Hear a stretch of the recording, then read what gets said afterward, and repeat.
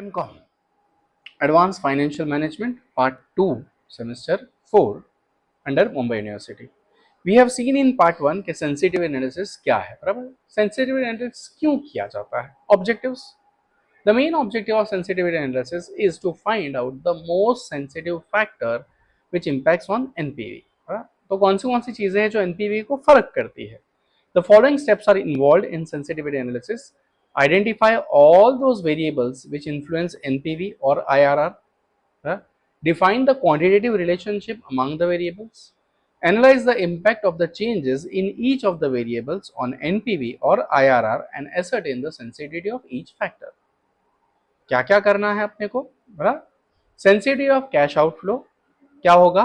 Pvt of cash flows after tax minus PV of coefficient upon cash outflow into 100. Okay, cash outflow हो गया, inflow minus outflow और divide by cash outflow. Sensitivity of CAFT क्या है? Annual CAFT minus annual CAFT to match the cash outflow upon annual CAFT into 100.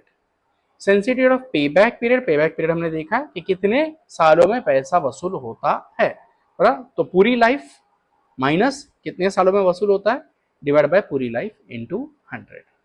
Sensitivity of discounting rate क्या है? IIR minus discount rate upon discount rate into 100. बराबर? ये सिर्फ formulas बोलने के लिए बोल दो, फिलहाल करते वक्त इजीली दिमाग में आ जाएगा. Rank the factors from the most sensitive to the least sensitive. Find out the most sensitive factor having least percentage of sensitivity. बराबर? इस टॉपिक में हमेशा याद रखना कि जो इसमें कम परसेंटेज है, कम वेरिएशंस है, कम डेविएशंस है, उसी को सिलेक्ट करना है, बराबर? It ascertains the risk of the capital budgeting, right? मैंने लेजर पॉइंट चालू नहीं किया, आप करते हैं, बराबर? Capital decision. It ascertains how different factors have impact on NPV. Demerits क्या है? It considers only one time variable at a time. It does not consider the probability associated with occurrence of different values of variable. अलग अलग variables है ना जो आपके decision making process को affect करते हैं, उनकी प्रोबेबिलिटी कौन कंसिडर करेगा? It is not a risk measuring और risk reducing technique. Okay, scenario analysis what is it? कभी अपन बैठे ना, चल ना यार देखते हैं क्या होगा, चल अच्छे से अच्छा क्या होगा, ये होगा, बुरे से बुरा क्या होगा, क्या होगा. मैं क्लासेस में बोलता हूँ ना हमेशा सिखाते वक्त, मैं जब सवाल पूछूं तो जवाब दो, नहीं आता इट्स ओके, बराबर? अब गलत दोगे, ज्यादा से ज्यादा मैं क्या करूंगा, मार डालूंगा. बट अमर हो क्या? अभी बाद में भी मरना है तो अभी मरेंगे, लेकिन एटलीस्ट हम कोशिश तो करेंगे जवाब देने की. जितनी आप कोशिश करोगे जवाब देने की, उतने आपके कंसेप्ट डेवलप होते हैं. Similarly, if I am having an investment option or a proposal for going for a particular project, capital decision, बराबर है, कैपिटल बजटिंग वाला डिसीजन करना है, आई विल एनालाइज. चलना अपन देखते हैं इससे अच्छा अच्छा क्या होगा, this will be the best. बुरा बुरा क्या होगा, this will be the worst. इन लोगों का क्या हो रहा है, that is a normal scenario, बराबर? Compared to the normal standard one, we may be good, we may be bad, we may be best, we may be the worst. But उसमें से फिर अच्छे से अच्छा सिलेक्ट करके हम लोग जा सकते हैं, बराबर? So scenario analysis is a bit theoretical concept. It is an intellectual concept where you will assume different possibilities, the good one, the bad one, and then you will go for the selection of the particular project. It is a process of examining and evaluating possible events or scenarios that could take place in future and predicting the various feasible result or possible outcomes. In financial modeling, the process is typically used to estimate changes in the value of business or cash flows, especially when there are potential favorable and unfavorable events that could impact the company. Most of the managers use scenario analysis during decision making process to find out the best case scenario as well as the worst case scenario while, बराबर है, कहाँ गया आइला, मिल नहीं मेरा, anticipating the profit or loss. Individuals use this technique when they have a big investment coming up, namely purchase of house or setting up a business, बराबर है. While performing the analysis, the manager and the executive generate different future states of business, the industry, and the economy. The future states will form discrete scenarios, and that includes assumptions such as product price, customer metrics, operating costs, inflation, interest rates, and the drivers of the business. Three scenarios कौन से मैंने बोला, एक तो normal वाला base, एक अच्छा वाला और एक बुरा वाला, right. Base scenario it's the normal one, बराबर. It is the average scenario based on management assumption, बराबर. वर्स्ट सिनेरियो गंदे से गंदा, बराबर है, इतना लॉस होगा, इतना ये होगा, उतना होगा, नेगेटिव. बेस्ट सिनेरियो पॉजिटिव, बराबर. ये हाँ अच्छा अच्छा ये हो सकता है, बराबर. It is the ideal scenario. It is always put into action by the management to achieve the objective. For example, while calculating NPV, use the lowest possible discount rate and the highest possible growth rate and the lowest possible tax rate. बराबर. Procedure for creating scenario analysis क्या है? Following steps are involved. 1. List out the assumption you would like to create scenarios for. बराबर. Copy and paste the list of assumption as per the number of scenarios. बराबर है. Fill in all the details of each scenario. See the layout of all three scenarios. Right? Create a new section which is called the live scenario. Okay. Use Excel choose functions to switch between the selected scenarios. Link the live scenarios number directly to the financial model. Benefit क्या होगा? आप best है वो select करोगे, worst है वो ignore करोगे. right? Planning the future. While planning the future, it gives investors a peek into the expected risk and returns. Proactive, actively participate करोगे. Companies can decrease potential loss that results from uncontrollable factors by being aggressively preventive during the worst case. बराबर है. Projection of returns, आप अंदाजा लगा पाओगे कि इतना इतना हम लोग कमा सकते हैं. Limitations, क्या सारे अंदाज सही होंगे? नहीं. क्या मार्केट कंडीशन स्टेबल है? नहीं. क्या इकोनॉमी आपके कंट्रोल में है? नहीं. क्या फाइनेंशियल मॉडलिंग आपका परफेक्ट ही हो सकता है? नहीं, राइट. तो लॉजिकल होगा, पढ़ लेना. Decision tree analysis, this is again one of the method of calculating the risk in capital budgeting. It is another quantitative technique used to evaluate risky proposal. In many cases, present investment decision may have to its impact on future investment decision. It involves a sequence of decision over the time. Decision tree is a graphic display relationship between the present decision and possible future events, future decisions and the consequences. In other words, a decision tree is a pictorial representation. Flowchart बनाते हो ना आप, किसी किसी के खानदान में होता है फैमिली ट्री, है ना, तो ये पिक्चर में बनता है.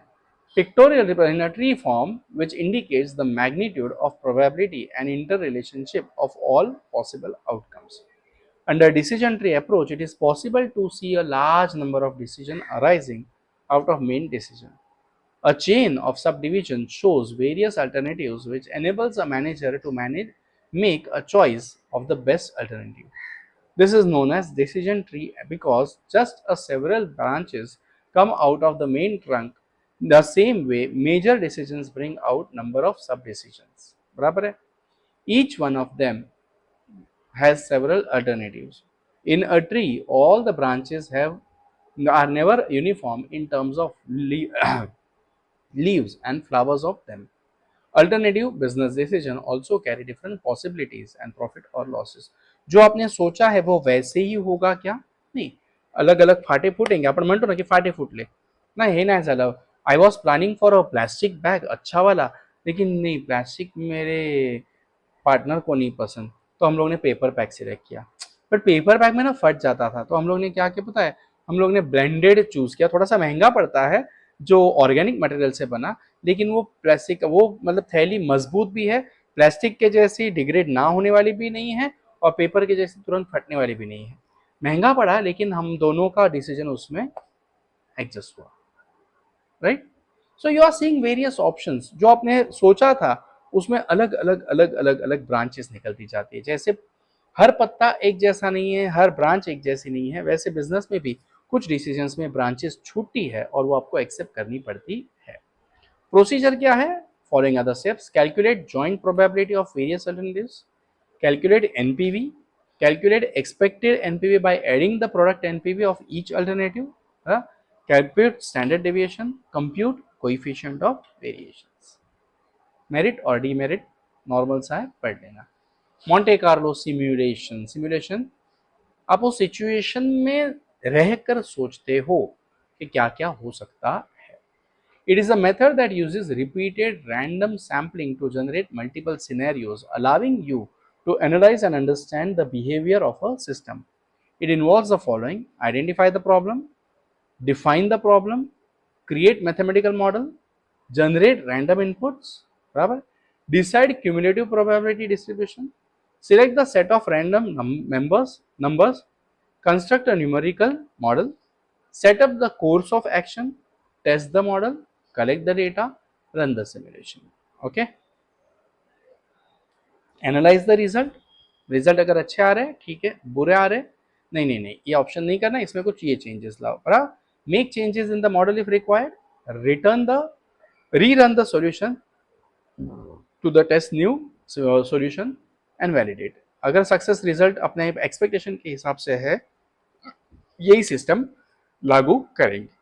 अगर अपने एक्सपेक्टेशन के हिसाब से अभी भी नहीं आ रहा है, वापस चेंज, वापस रीलॉन्च, वापस एक्सेप्टेंस. कोई गाली दे रहा है मुझे.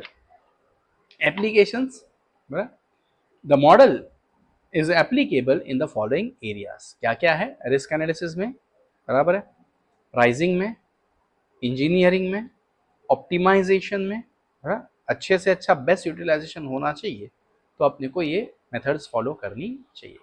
कंप्यूटर, क्योंकि कंप्यूटर तो पूरा हाँ या ना पे ही चलते रहता है, बराबर. क्या बोलते हो उसको, क्या है? बाइनरी, बाइनरी लैंग्वेज, है. इंश्योरेंस, इसके एडवांटेजेस और इसके डिसएडवांटेजेस आप लोग वीडियो पॉज करके पढ़ लेना. पीडीएफ वीडियो नंबर 1 के डिस्क्रिप्शन में है, या 2 के, ज़रा थोड़ा सा सर्च मारना, मुझे अभी ख्याल नहीं आ रहा.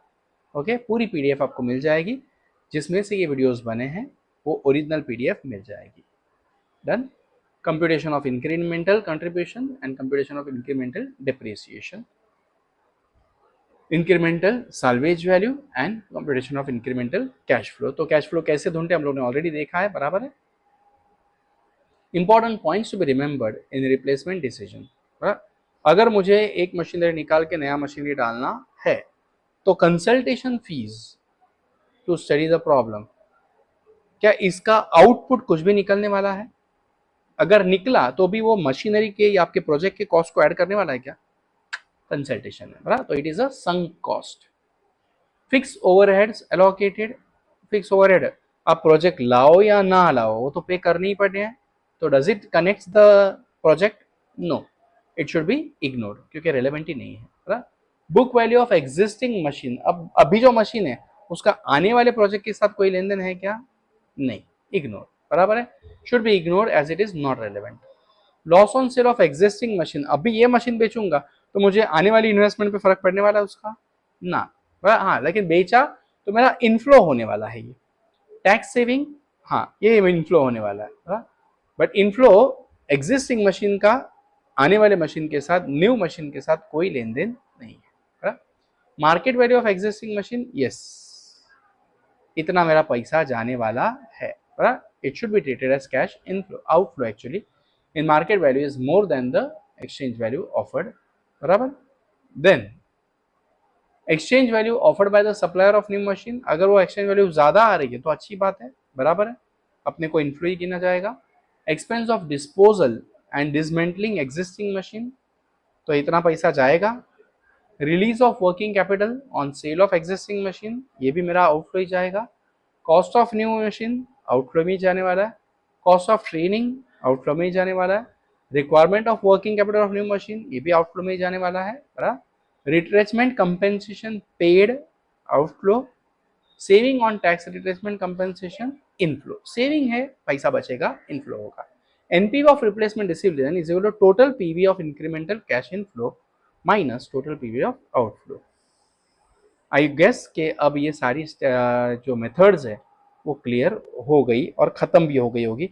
मैंने अब तक आगे का टेक्स्ट देखा नहीं है. PPT अपने को चिंतन बना के दे रहा है, तो बिग थैंक्स टू चिंतन जो अपने लिए काम कर रहा है, बहुत अच्छा, बराबर. एक थैंक्स आप लोगों के लिए जो व्यूज बढ़ा रहे हैं, लेकिन सुपर थैंक्स या सुपर कुछ आया हुआ चैट या तो फिर आपको बैज आया होगा फेवरेट का and all those things, like comment. Hype का ऑप्शंस अगर आपको मोबाइल में दिख रहा है तो वीडियो को हाइप करो, that will bring a video up, ताकि आपके साथ साथ जो आपने ही बोला है कि सर यूट्यूब पे एमकॉम नहीं है, वीडियोस दूसरों को भी मिल जाएंगे जिनको जरूरत है। And this things are at managerial level also, so those who feel can see it, but your likes, your comments and your interaction on the video will bring the videos up. Done? Thank you. Keep growing, keep going, keep studying, अच्छे marks लाना, अपना भला करना। MCom